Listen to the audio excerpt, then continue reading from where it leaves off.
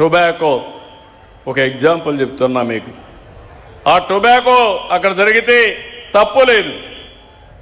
నేను కేంద్రంతో మాట్లాడుతున్నాను. కొంతమంది రైతులు అదనంగా కూడా ఉత్పత్తి చేశారు, 10 రూపాయలు వస్తుందని. ఇప్పుడు రేట్లు తగ్గిపోయినాయి. దానికి 50,000 రూపాయలు కేంద్రాన్ని ఒప్పించి ఇంట్రెస్ట్ ఫ్రీ లోన్ అందరికీ ఇప్పిస్తున్నాం. నేను దగ్గర 100 కోట్ల రూపాయలు కేజీకి 10 రూపాయల చొప్పున సబ్సిడీ ఇస్తున్నాం.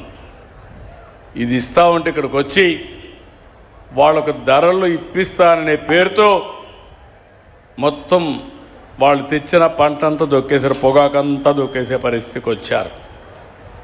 వీళ్ళ రౌడీజం ఎట్లుంటుందంటే అక్కడ తాగిచ్చడం మీరు చూసుంటారు. చొక్కాలు ఇప్పేసి రోడ్డు మీద ఎగురుతున్నారు, స్థైర్య విహారం చేస్తున్నారు, రోడ్లు బ్లాక్ చేస్తున్నారు.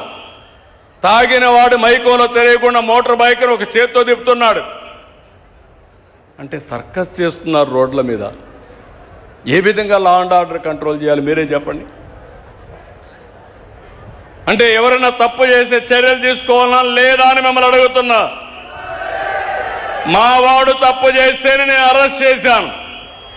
గుంటూరులో తెలుగుదేశం కార్యకర్త ఒక ఆడబిడ్డను అవమానించాడని ఇమ్మీడియట్ గా అరెస్ట్ చేసి లోపల పెట్టిన ప్రభుత్వం ఈ ఎన్డీఏ ప్రభుత్వం అని చెప్పి కూడా నేను మీకు తెలియజేస్తున్నా.